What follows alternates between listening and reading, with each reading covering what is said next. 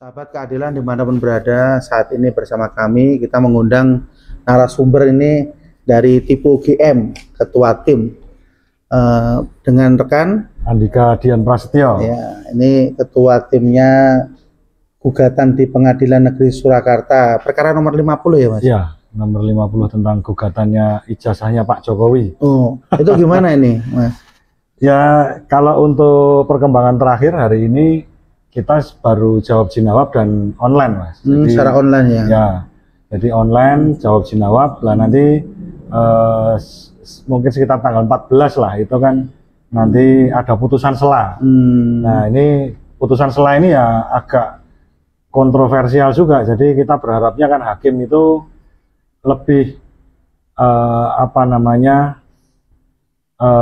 kita berharapnya intinya gini lah kepada hakim untuk meneruskan. Untuk melanjutkan biar jelas terang benderang ya. Ya Waktu kemarin mediasi itu ada ya drama-drama atau tidak, karena katanya kan Pak Jokowi akan hadir di pengadilan untuk menunjukkan ijazahnya, itu terwujud apa tidak itu ya?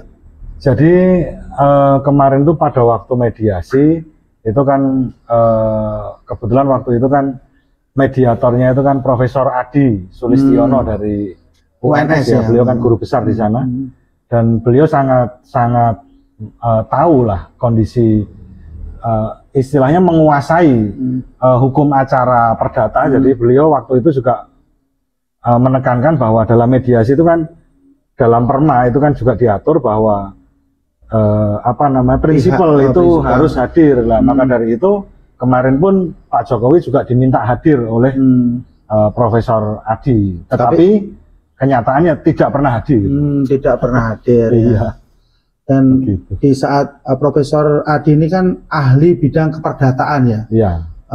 Otomatis secara mediasinya itu juga sangat smooth, sangat memang betul-betul pengen adanya keterbukaan ya pada pihak itu. Iya. Ya kondisinya kan memang harus apa ya istilahnya kan karena ini diperhatikan atau menjadi pusat perhatian dari masyarakat ya. Profesor Adi sudah menjalankan apa ya intinya berbuat seadil-adilnya dalam memediasi perkara itu.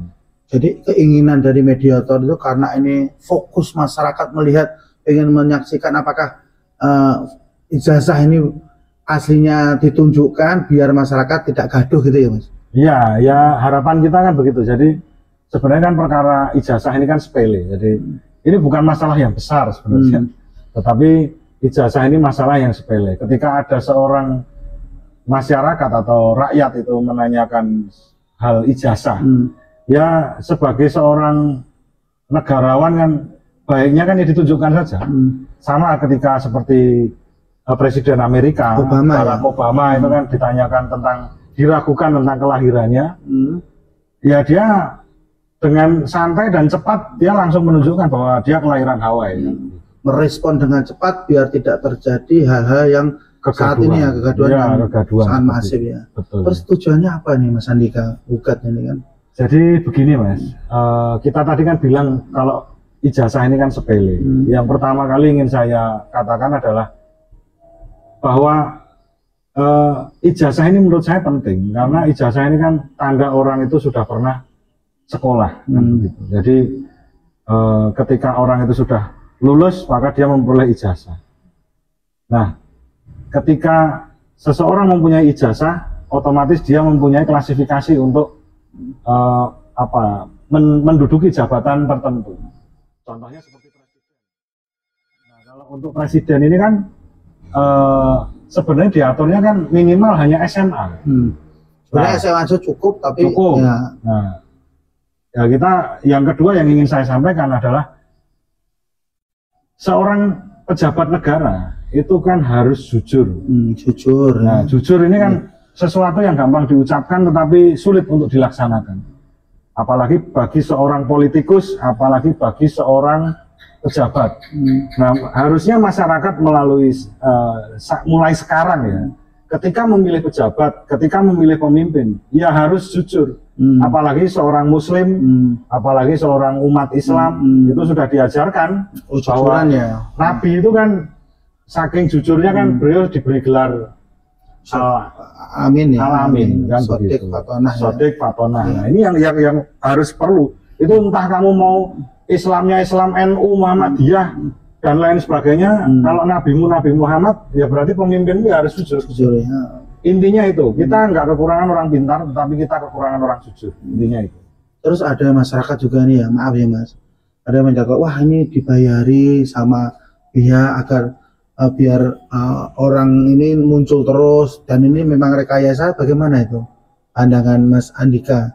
Ada sebagian masyarakat kan menyatakan seperti itu, wah ini pasti di belakang. Bahkan yang kemarin kan juga katanya Pak Roy Suryo, Pak Risman Sanipar itu dibiayai. Itu bagaimana kalau pandangan Mas Andika selama ini kan Mas Andika kan melakukan gugatan, apakah dibiayai atau biaya sendiri atau ada bayarannya atau bagaimana ini? Banyak juga yang menghujat. Oh, jadi yang menghujat itu, wah itu orang kurang kerjaan dan lain sebagainya. Jadi begini, yang pertama saya ingin jawab dulu masalah dibiayai. Jadi kalau dibiayai, saya kira tidak ada, bisa dibuktikan nanti ketika ya kehidupan saya seperti ini saja. Jadi tidak ada yang membiayai, wah apa namanya, bahkan gugatan transportasi dan lain sebagainya kita biaya sendiri.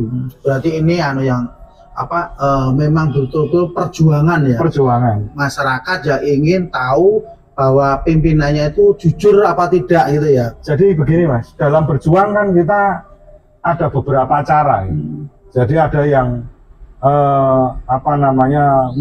kita sama-sama mengkritisi, tetapi kan ada yang begini, ada yang begitu dan lain sebagainya. Tetapi ya mohon maaf nih, orang yang berani menantang itu biasanya sedikit, dan kami mengambil peran itu. Jadi ya bukan sombong, bukan apa ya, tapi memang kenyataannya ketika teman-teman satu perjuangan begitu, kita teman-teman satu barisan, tetapi ketika kita ajak untuk menggedor itu loyo, bahkan justru mempertanyakan gitu loh. Wow, itu kan orang suruhannya Jokowi, suruhan Jokowi gimana? Saya kenal Jokowi aja enggak. Apalagi kita orang suruhan. Kita betul-betul berjuang demi anak cucu kita nanti, demi Indonesia yang lebih baik. Pengertian saya adalah Indonesia ini akan maju karena sumber daya alam kita punya, sumber daya manusia kita juga tidak kekurangan orang pintar.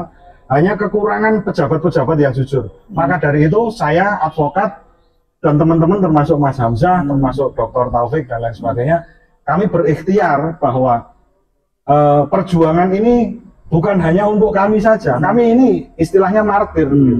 Kami ini sing bledoske pertama kali. Harapan kami ya semua masyarakat nanti berjuang dengan caranya sendiri-sendiri. Dan perlu dukungan ya. Dan perlu dukungan, betul. Support. Termasuk juga kita tuh saya lihat ya Mas Andika di TV UGM ini ya sangat-sangat relevan karena melakukan upaya hukum yang diperbolehkan atau memang dianjurkan negara sah dan legal dengan cara gugatan, tidak melakukan anarkis atau apapun. Ya, tidak. Jadi kita berjuangnya ya betul-betul melalui jalur yang pas, yang dibenarkan. Jadi ya semoga saya juga mendoakan dan memang betul-betul ini nanti dilindungi Allah dan amin. Kita minta doa dari sahabat dan masyarakat, sahabat keadilan dan masyarakat Indonesia seluruhnya, doakan kami, dukung kami, dan kami betul-betul menjalankan ini sesuai prosedur undang-undang, tidak melakukan anarkis dan tidak melakukan pelanggaran hukum. Jadi secara objektif, kalau memang perlu datang untuk menyaksikan mendukung di persidangan di Pengadilan Negeri Surakarta, silahkan ya, kita terbuka. Bahkan untuk dikoreksi tadi apakah dibiayai, nanti dicek sendiri kebenarannya bahwa kita memang betul-betul. Bahkan kita aja, mohon maaf Mas Hamzah, konsumsi aja yang nyupot kan dari umat, jadi dari mak-mak itu yang dikoordinasi oleh Bu Ati. Jadi beliau istilahnya memberikan kami support dalam bentuk makan siang. Gitu ya. Kami terima kasih Bu Ati.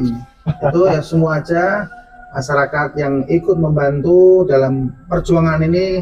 Terima kasih dan semoga kita selalu dalam lindungan Allah, sehat selalu dan terima kasih. Salam keadilan.